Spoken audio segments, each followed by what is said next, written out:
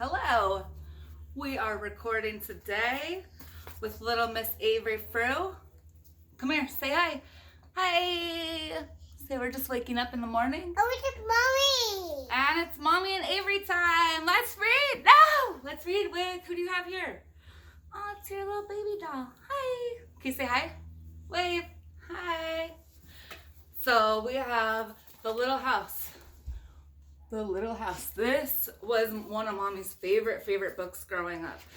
And I don't know how I ended up getting a copy of it because I have not heard this story in forever, but I do. So it goes like this. What are you doing? No. Once upon a time there was a little house way out in the country. She was a pretty little house and she was strong and well built. The man who built her so well said, "This little house shall never be sold for gold or silver, and she will live to see our great-great-grandchildren's great-great-grandchildren living in her." I wish houses were like that these days, huh? Look at the sun and all its different... Each sun has like a little face. Oh, yeah. The little house was very happy as she sat on the hill and watched the countryside around her. She watched the sun rise in the morning and she watched the sun set in the evening. Day followed day, each one a little different from the one before. But the little house stayed just the same. In the nights, she watched the moon grow from a thin new moon to a full moon, then back again to a thin old moon. And then there was no moon. She watched the stars. Oh, Avery's reading her own book. Avery, come read this book, babe. Way off in the distance, she could see the lights of the city. The little house was curious about the city and wondered what it would be like to live there. Do you live in the city? Do you have big buildings around you? Do you ever wonder what it's like to live there? Okay. Sorry, I had to go get a drink. Time passed quickly for the little house, and she watched the countryside slowly change with the seasons. In the spring, when the days grew longer and the sun warmer, she waited for the first robin to return from the south. She watched the grass turn green, she watched the buds on the trees swell, and the apple trees burst into blossom. She watched the children playing in the brook. Sounds like a nice life, huh?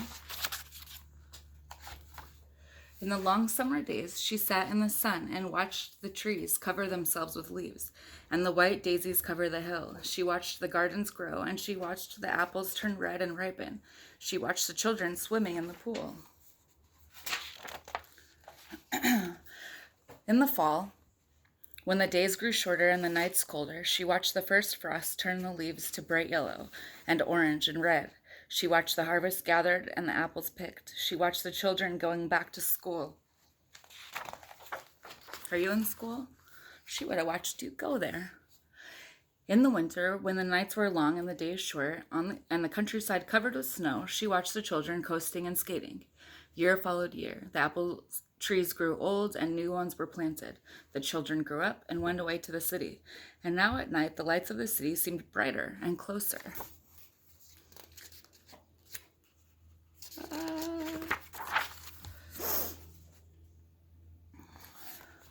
One day, the little house was surprised to see the horseless carriage coming down the winding country road. Pretty soon, there were more of them on the road and fewer carriages pulled by horses.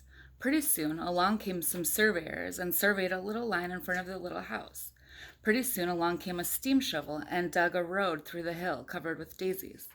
Then some trucks came and dumped big stones on the road. Then some trucks with little stones. Then some trucks with tar and sand. And finally, a steamroller came and rolled it all smooth, and the road was done.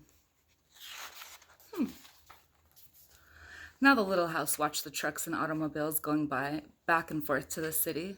Gasoline stations, roadside stands, and small houses followed the new road. Everyone and everything moved much faster now than before. More roads were made on the countryside. More roads were made, and the countryside was divided into lots. More houses and bigger houses, apartment houses and tenant houses, schools, stores, and garages spread all over the land and crowded the little house. No one wanted to live in her and take care of her anymore. She couldn't be sold for gold or silver, so she just stayed there and watched. Baby girl, let's read that next.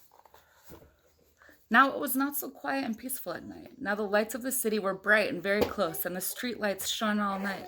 This must be living in the city, thought the little house, and didn't know whether she liked it or not. She missed the field of daisies. Yeah, baby. Come here. Sorry. She missed the field of daisies and the apple trees dancing in the moonlight. Come here, baby. You want to sit on my lap? Pretty soon there were trolley cars going back and forth in front of the little house. They went back and forth all day and part of the night. Everyone seemed to be very busy, and everyone seemed to be in a hurry. Have you guys ever been to New York? Do you live in New York? Have you ever been to the country? I've been to both. It's so different. They're worlds apart. Pretty soon there was an elevated train going back and forth above the little house. The air was filled with dust and smoke, and the noise was so loud that it shook the little house. Now she couldn't tell when spring came, or summer, or fall, or winter. It all seemed about the same. Pretty soon there was a subway going back and forth underneath the little house. She couldn't see it, but she could feel it and hear it. People were moving faster and faster. No one noticed the little house anymore. They hurried by without a glance.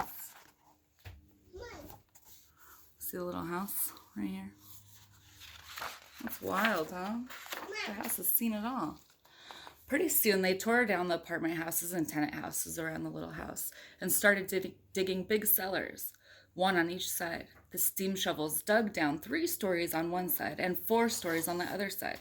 Pretty soon they started building up. They built up 25 stories on one side and 35 stories on the other. Oh my goodness, those are some big buildings, huh? Have you ever been on a building that big?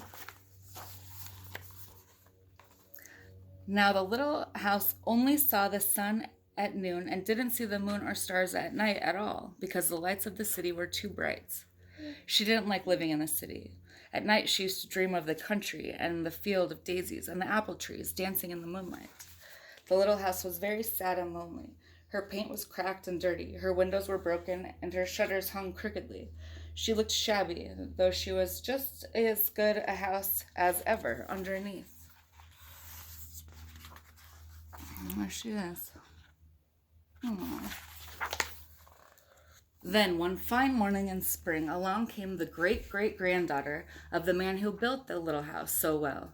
She saw the shabby little house, but didn't hurry by.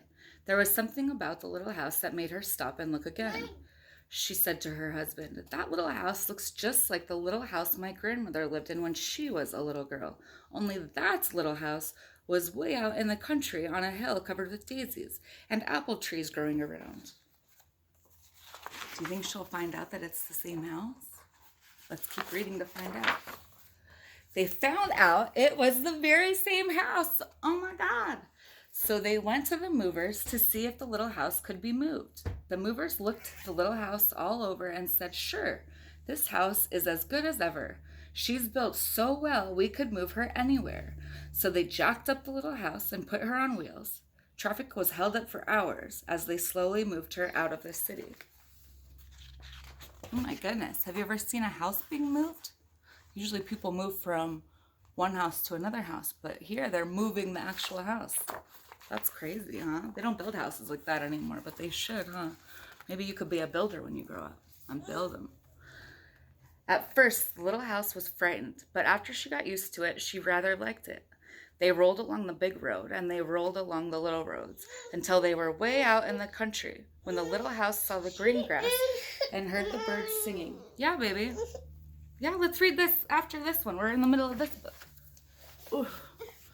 Look at they rolled along with the little roads until they were way out in the country, when the little house saw the green grass and heard the birds singing. She didn't feel sad anymore. You want me to open it for you? Hold on, time out. Freeze, guys. Sorry. This is a cool book, too. Here. Okay. The apple trees, finally they saw a little hill in the middle of a field and apple trees growing around. "There," said the great-great-granddaughter, "this is just the place." "Yes, it is," said the little house to herself. A cellar was dug on top of the hill, and slowly they moved the house from the road to the hill. Okay, turn the page. Turn the page. Thank you. The windows and shutters were fixed. Once again, they painted her a lovely shade of pink. It's the moon. As the little house settled down on her new foundation, she smiled happily. Once again, she could watch the sun and moon and stars. Once again, she could watch spring and summer and fall and winter come and go. Once again, she was lived in and taken care of. Oh, look at the happy house. Look at does the house. It looks like the house is even smiling, doesn't it? How sweet. The last page, hold on. Never again would she be curious about the city. Never again would she want to live there. The stars twinkled above her. A new moon was coming up. It was spring, and all was quiet and peaceful in the country. Hold on, we'll put it here. Let's put it back in the front. Have a great day, and we'll see you next time. Bye. Say bye-bye. Bye.